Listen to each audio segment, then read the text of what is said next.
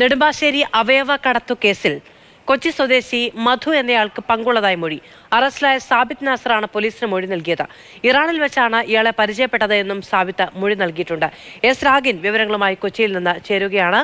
രാഗിൻ, ഈ മധു എന്ന ആളുമായി ബന്ധപ്പെട്ട് സാബിത് നാസർ നൽകിയിരിക്കുന്ന വിവരങ്ങൾ എന്തൊക്കെയാണ്?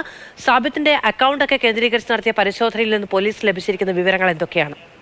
ഇറാനിൽ നിന്ന് നെടുമ്പാശ്ശേരിയിലെത്തിയപ്പോൾ ഈ സാബിത് നാസറിനെ അറസ്റ്റ് ചെയ്തതോടുകൂടിയാണ് വലിയൊരു അവയവ കച്ചവടത്തിന്റെ വിവരങ്ങൾ പുറത്തേക്ക് വരികയും പോലീസ് തുടർ നടപടികൾ സ്വീകരിക്കുകയും ചെയ്തിട്ടുള്ളത്. ഈ സാബിത് നാസറിനെ ഇപ്പോൾ കസ്റ്റഡിയിൽ വാങ്ങിയിട്ടുണ്ട്.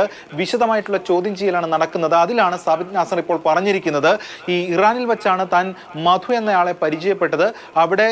ഇവിടെ നിന്ന് പോകുന്ന ആളുകൾക്ക് ആശുപത്രി സൗകര്യവും മറ്റു കാര്യങ്ങളും ഒക്കെ ഒരുക്കി കൊടുക്കുന്നത് ഇയാളായിരുന്നു. കൊച്ചി സ്വദേശിയാണ് ഇയാൾ എന്നും പറഞ്ഞിട്ടുണ്ട്. പക്ഷേ അയാളെ കൊച്ചിയിൽ വെച്ചല്ല താൻ കണ്ടതെന്നും പറയുന്നു. എന്തായാലും ഇയാളെ കേന്ദ്രീകരിച്ച് പോലീസ് ഇപ്പോൾ അന്വേഷണം ആരംഭിച്ചിട്ടുണ്ട്. അതോടൊപ്പം മാവ് സൂചിപ്പിച്ചതുപോലെ അക്കൗണ്ട് ഡീറ്റെയിൽസ്, ഇയാളുടെ അക്കൗണ്ടുകൾ, വിവിധ ഇടങ്ങളിൽ ഇയാൾക്ക് ബാങ്കുകളിൽ അക്കൗണ്ട് ഉണ്ട്. അതോടൊപ്പം തന്നെ ലക്ഷക്കണക്കിന് രൂപ ഈ അക്കൗണ്ടുകളിലേക്ക് എത്തിയിട്ടുണ്ട് എന്നതടക്കമുള്ള പ്രാഥമിക വിവരങ്ങൾ പോലീസിന് കിട്ടിയിട്ടുണ്ട്. അതിൽ ചില അക്കൗണ്ടിന്റെ വിശദാംശങ്ങൾ പോലീസ് ശേഖരിച്ചിട്ടുണ്ട്. അതിൽ തുടർ നടപടികൾ സ്വീകരിക്കുകയാണ്. ഈ സാബിത് നാസറിന്റെ കൂട്ടാളികൾ ആരൊക്കെ എന്നതാണ് പോലീസിന് ഇതിൽ കണ്ടെത്തേണ്ട ഏറ്റവും പ്രധാനപ്പെട്ട കാര്യം.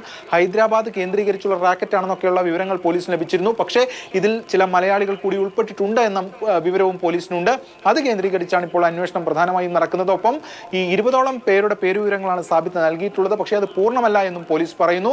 ഇവരെ കണ്ടെത്താനുള്ള ശ്രമവും പോലീസ് നടത്തുന്നുണ്ട്. ഇവരിൽ വഴി ഇത്തരം ഈ കച്ചവട റാക്കറ്റിനെ കുറിച്ചുള്ള വിവരങ്ങൾ ലഭ്യമാകുമെന്ന പ്രതീക്ഷയാണ് പോലീസിനുള്ളത്. എന്തായാലും മനുഷ്യരെ ഇവിടെ നിന്ന് കടത്തി വിദേശത്തെത്തിച്ച്, ഇറാനിലെത്തിച്ച് അവിടെ സർജറിക്ക് വിധേയമാക്കി അങ്ങനെ ഒരു അവയവ കച്ചവടത്തിനാണ് ഈ സംഘം കോപ്പുകൂട്ടിയിരുന്നത്. അതിന്റെ പ്രവർത്തനങ്ങളാണ് ഇവർ നടത്തിയിരുന്നത്. എന്തായാലും വലിയ മാനങ്ങളുള്ള കേസാണ്. അതിൽ അന്വേഷണം ഇപ്പോൾ ഊർജിതമായി നടക്കുകയാണ് നെടുമ്പാശ്ശേരി പോലീസ്. ഒപ്പം വിവിധ കേന്ദ്ര ഏജൻസികളും ഇതിൽ അന്വേഷണം നടത്തുന്നുണ്ട്. ശരി, എസ് രാഗിനാണ് വിവരങ്ങൾ